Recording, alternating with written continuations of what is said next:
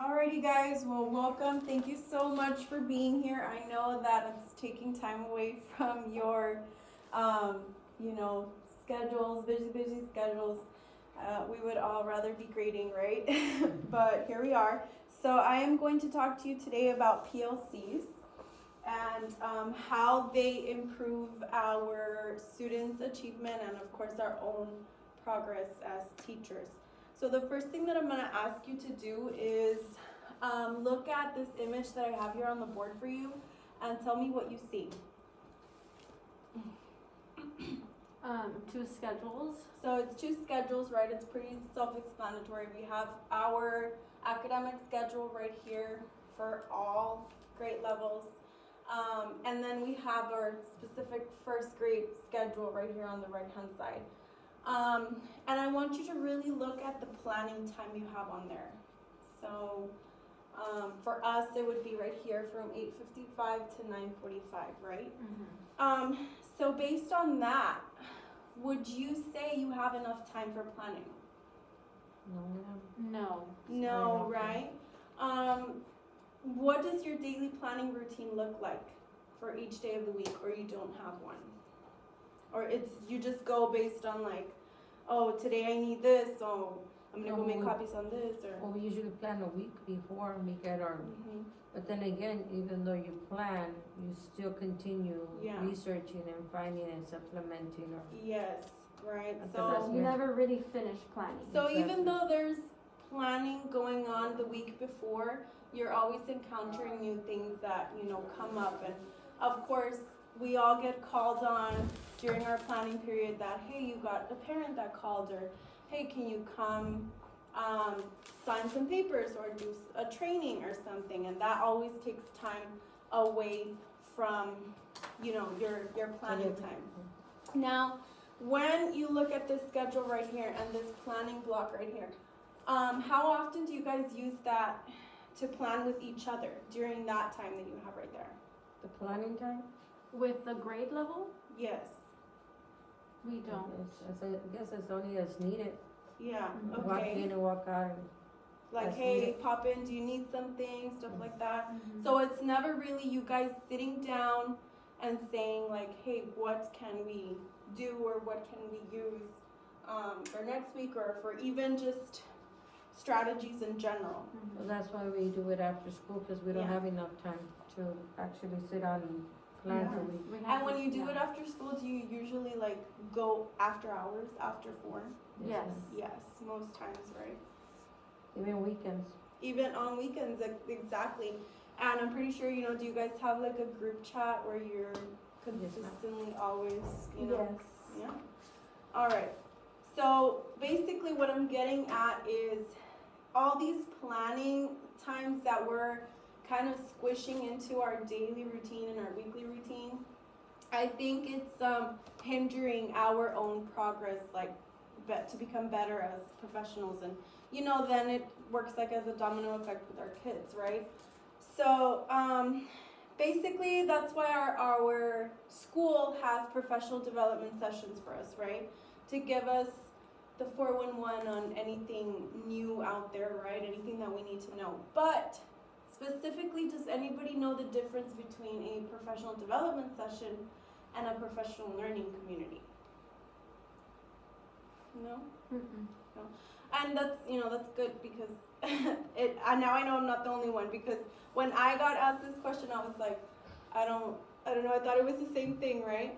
So according to Lisa Scherf from the Regional Educational Laboratory, she writes that professional development, which happens to teachers, is often associated with one-time workshops, seminars, or lectures, and is typically a one-size-fits-all approach. In contrast, professional learning, when designed well, is typically interactive, sustained, and customized to teachers' needs. So basically, whenever we have PDs, it's something that is going to apply to everybody, no matter if you're a first grade teacher or a coach or a music teacher or an art teacher. That would be just a regular professional development on maybe classroom management or student engagement.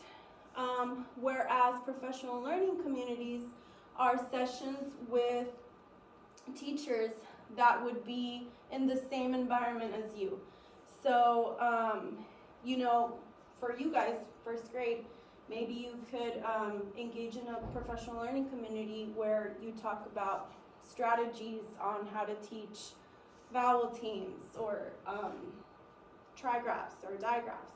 You know, stuff focused specifically on reading, specifically on things that you would see or you would have to teach in the classroom. So yes, that is the difference. Sorry, I'm just gonna get some water because all day talking and then all day doing this, it's like, okay. So now that we got that cleared out of the way, let's go ahead and talk about when was the last time you were involved in a professional learning community other than your planning period. I know you guys say that, like, you know, it doesn't really happen that often during planning. It has to happen in the after, you know, after school.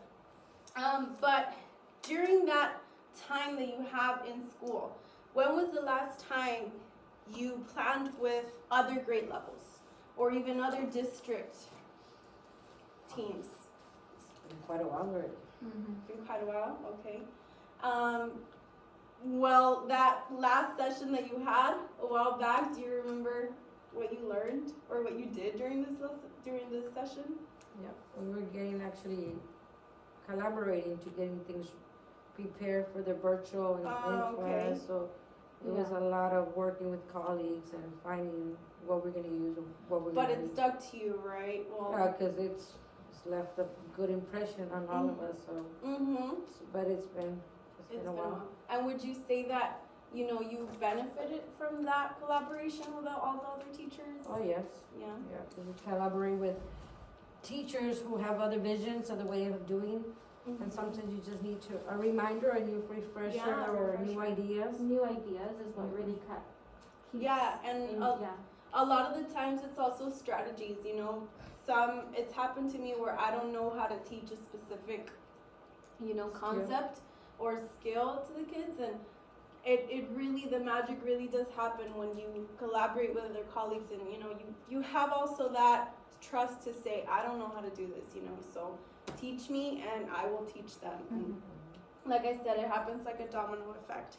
So basically, based on your answers, I believe our campus and our district as a whole really do need a complete restructure of our schedule to integrate these PLC sessions into our daily routine, because as of now, we barely have time to do anything as far as getting the kids ready, getting our own stuff ready, and then to still have to put in more time during these extra sessions. You know, I don't think it's fair for us as educators, and you know, even though it does help us and eventually the kids, it's still not fair to just be here more and more time without getting paid, right? So before I get to that, I wanted to talk about why we need just to start a complete schedule restructure in general, like in the whole United States. So I'm going to read this excerpt right here. So it says, throughout the years, professional learning communities have evolved to help the teacher effectively understand and implement research-based resources and strategies in order to close student learning gaps and increase their overall academic achievement. This is due to the fact that no single person can unilaterally bring about substantive change in an organization. So as we all know, we can't do this by ourselves, right? We were first-time teachers one time, so I'm pretty sure it was kind of crazy that first day that we started, like, what am I doing? What's happening, right?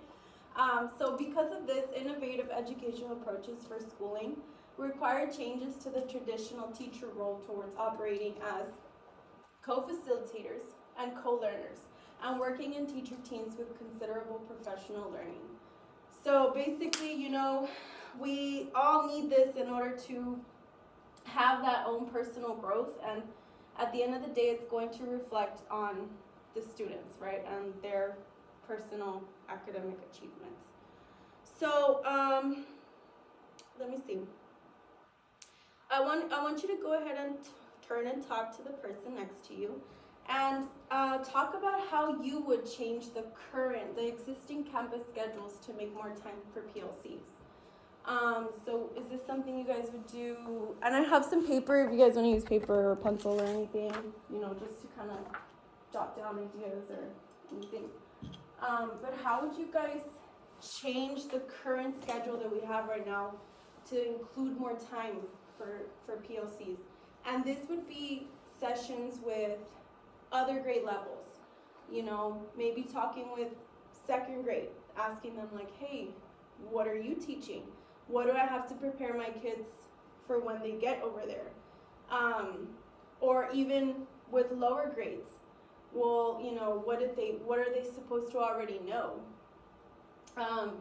Or even your own team, identifying data in maps or benchmarks or even weekly assessments.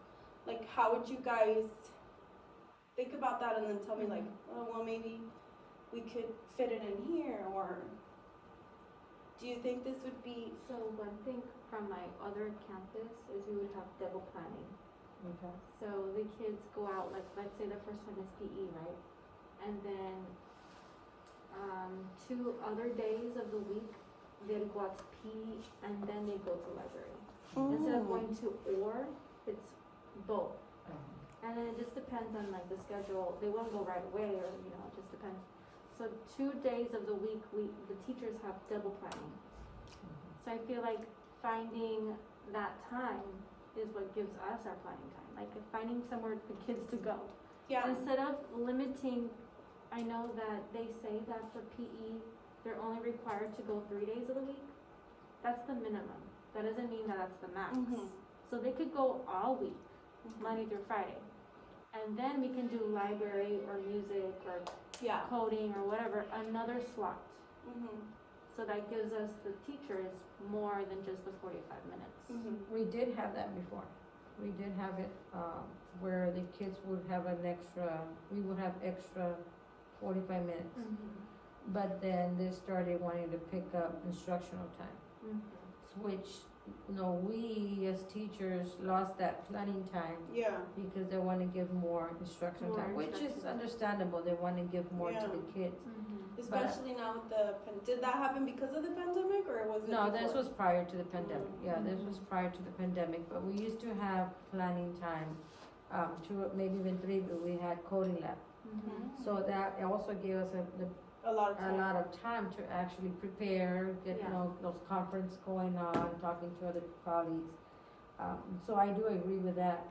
It's just a matter of like letting our voices, having that conversation. We used to starting that conversation. Yes, we also used to have where we would have a whole afternoon or morning, either or, and it was just to plan. And sometimes we were able to vertical alignment.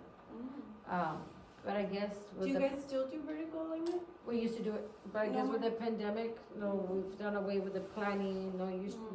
They used to give us a half a day, at least once a month.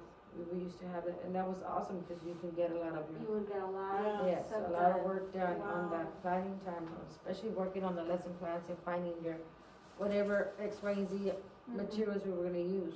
Wow. But but now we find ourselves having to do it independently. So basically, we're like regressing. Yeah, it got worse. Okay. Yeah.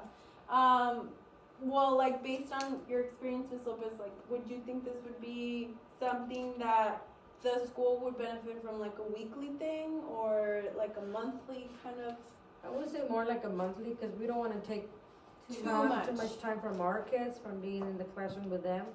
But it's something that we as teachers would benefit greatly from, at least once a month, and our kids will benefit from it too, because us being better prepared, they'll have a better lesson, a more efficient or effective lesson. Exactly. And how do you envision those sessions like going? Would you say, well, planning with teachers from other grade levels, or just my grade level? I think I would benefit more from just my grade level. What would you think would be best? Or district-wide as well? I think for sure in the same grade level. And I think at least maybe the second semester, do it with a grade above, that way you know where they need to be Where when they they're going. enter. Because you wanna make sure that they're prepared to where they're going. And how do you think this would work in the district-wide? Like, Collaborating with the same, but at a different school, Same see grade what they're levels. doing. Yeah, so like, let's say we're first grade, you would collaborate with another school, but also first grade, to see what they're doing. yeah. You know, I mean, What what if they're they have doing, higher what they're grade, doing, what if, yeah. yeah, what if they have something, some of their data is higher than us? Resources are used. What can we do that they're doing to help us? Ms. Inskeep, you made it. Yeah, so that is also, have you guys done that already? Where you collaborate with other teachers from districts? Yes, we did it. We did it once. Like I said, when we were starting getting ready for the, for But the you haven't done virtual- it this year? not this year. Not this year. No. And before they stopped doing it, would you do it like was there like a schedule when you would do it, or was it just like once No, they a told month? us when the assignments, the work had to be done, submitted, when then we had to share. So we kinda had, okay, you were responsible for X, Y, and Z, and this is the timeline. Oh, okay. Mhm. Wow, so it was really detailed. Oh, yeah, they told us specifically who great. was responsible for what. Wow, that's really good. Okay, so, well, we all agree, we all should kind of vouch for that Mhm. restructure and that like redesign into adding more PLC sessions for teachers, right? And Ms. Inskeep, we're just talking about the difference between professional developments and professional learning communities. So I used to think it was the same thing, but it's not. So professional development is kind of like a one-size-fits-all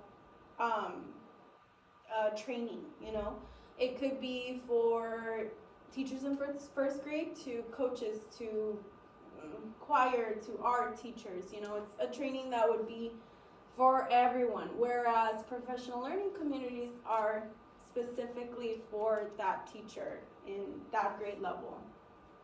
So that's just what we're talking about, and we're talking about how we would restructure our existing schedule to fit in more time for professional learning communities. So I kind of was looking at the times and everything, and I created my own kind of proposal for the schedule. So you can see it right here. We still have our 8 periods, 1, 2, 3, 4, 5, 6, 7, and our power hour. But based on my experience in other campuses and kind of like what I've seen here, I would propose that Fridays students leave early. Yay! No, so we would have early dismissal every Friday, and this would begin at 2:29. So they're leaving a couple minutes early, but we would have time every Friday afternoon from 3 o'clock to 4:30 to have time for PLCs. Now this would mean, obviously according to our administrators, what they would have us do, right? But it would definitely mean time for common planning, time for getting vertical alignments together, district conferences as well with other teachers from other districts. So I don't think we're taking too much instructional time away, but we are really, really supplementing it with something that we need desperately as a team, right, in the whole district. So this is a sample of what we would be doing for the month of March, for example, right? Like we're coming into March. So this Friday is March the 4th. That would mean we would be doing PLC time from 3 to 4:30, and this would be a district PD. So this would be grade level collaboration. So we could get together with other teachers from different campuses, right, and talk about, hey, where are you at right now? Are you guys teaching this a specific kind of way? If so, how are you kids doing? Stuff like that. Then the next Friday, which would be 3/11, we have a campus for PLC, and we could also get together with our own grade level and talk about, hey, where did we start at the beginning of the year? Where are we now? where are we headed to? Of course, we all know this is spring break, right? I have it like really, really big letters in my calendar.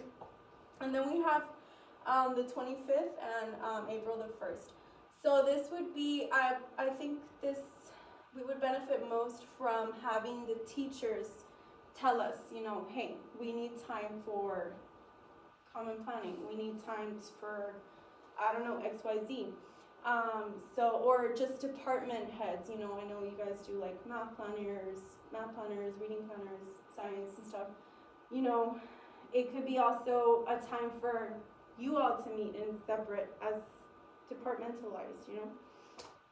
So I don't know, what do you guys think?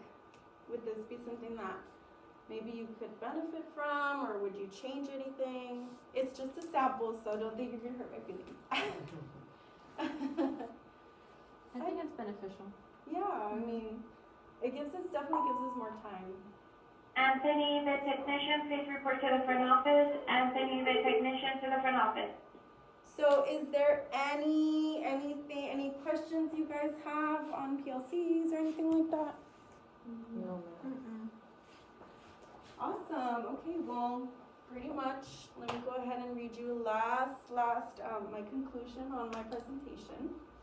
So, I believe that the modern approach to instilling an effective 21st century school campus is to provide and encourage teachers to work together in professional learning communities, to share knowledge and to plan common strategies to address school needs. Factoring in professional learning communities through a comprehensive redesign of campus scheduling will result in increased student learning, authentic pedagogy, and organizational capacity. The end. Good job. Awesome. Okay, guys. Well, those are my references, and thank you so much for joining.